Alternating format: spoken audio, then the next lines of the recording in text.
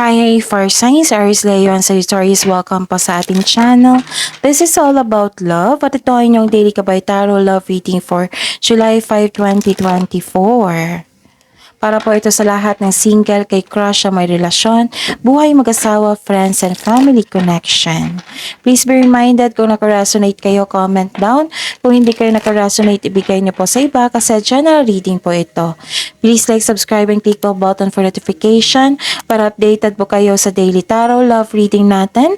Maraming salamat po.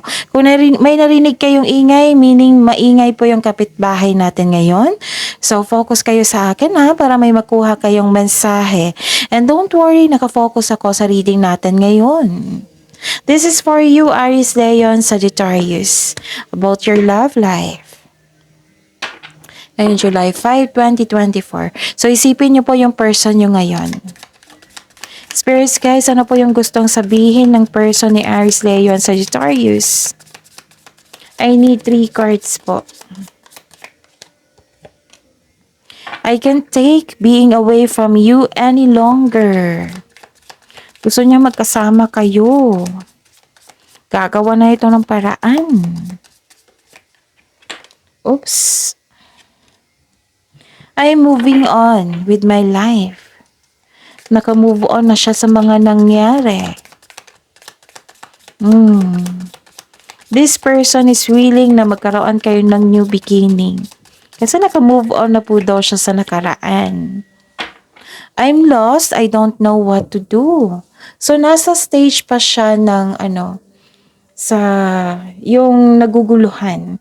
Ang next niyan, kung na maging willing man ito na magkaroon siya ng connection siya sa inyo ulit, then gagawa siya talaga ng paraan. Papasok ito sa moving on. So, I'm lost, naguguluhan pa siya ngayon. Spirits, guys, ano po ang energy ni Aries, Leon, Sagittarius ngayon July 5, 2024 sa love life po nila? I need 2 cards po.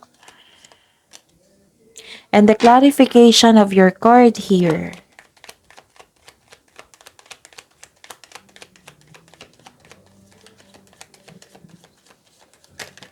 Oops, okay.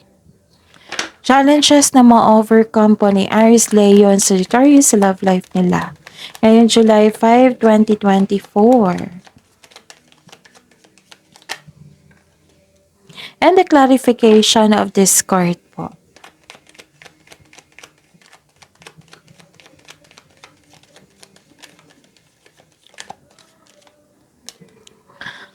Isipin niyo po yung person niyo ngayon. Spirits, guys, kamusta po ang feelings ng person ni Aries, Leon, Sagittarius ngayon July 5, 2024. July 5, 2024. And the clarification of this card. Naku, gagawa talaga siya ng paraan para magkaroon kayo ng connection.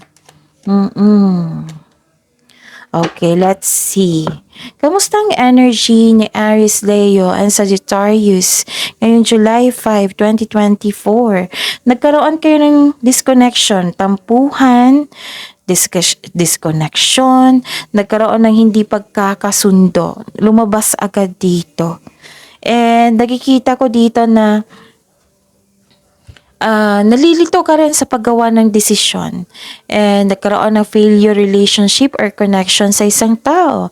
Nagkaroon ng disbalance sa inyong nararamdaman ngayon. Parang naging dependent yung partner mo sa inyo or kayo po. Tapos, ayun. Magkakaroon po ng nagkaroon ng transformation dito eh. This is ending cycle. Sa mga single dito, may balak ang dati mong kaibigan or kaibigan na mag-reconnect sa inyo. So, this is the clarification of your cards here. Naggagawa siya ng paraan na makipag-reconnect sa inyo. And sa mga marelasyon sa buhay mag-asawa, may transformation na magaganap in an unexpected way. Marahil ang ilan sa inyo naghiwalay o nagkaroon ng desisyon na mag-cool off muna para makapag-isip ng mabuti for your peace of mind. Basta may changes po nagganap. Pero gagawa po ito ng paraan para mag-usap po kayo ulit sa pagbalik niya. Mm. At yun, what is the challenge? Challenge po sa na ma-overcome nyo. Yung challenge is, syempre nagkaroon ng disbalance, right? Nagkaroon ng disunion kanina, di ba? Sabi ko kanina, may disharmony, conflict of interest. Nagkaroon ng impatient dito. Oo. This is imbalance and of unfairness in relationship. Problema din sa kaperahan, meron. So, yun. Ito yung challenge. Pero, ma-overcome nyo to. Kasi ang tanong, ma-overcome. Ang ilan sa inyo, nag-struggle dito sa kaka-look back sa nakaraan. And please know, you are guided to find peace.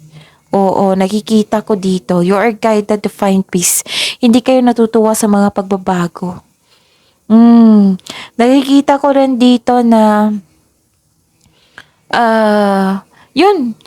kailangan ng time for reflection dito kasi nag-self-pity na kayo eh.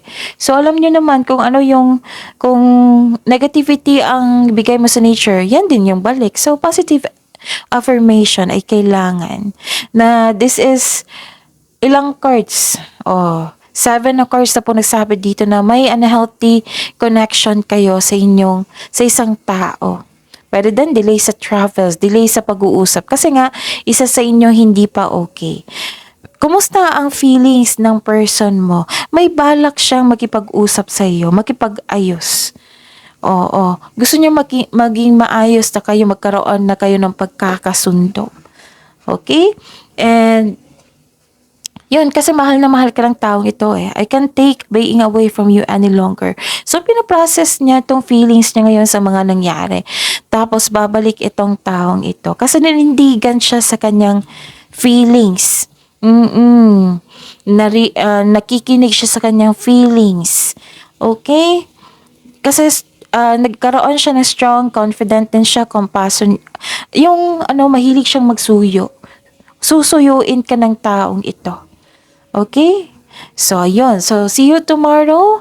Aries Leo Sagittarius, please like, subscribe, and click bell button for notification para updated po kayo sa daily tarot reading natin. Maraming salamat po.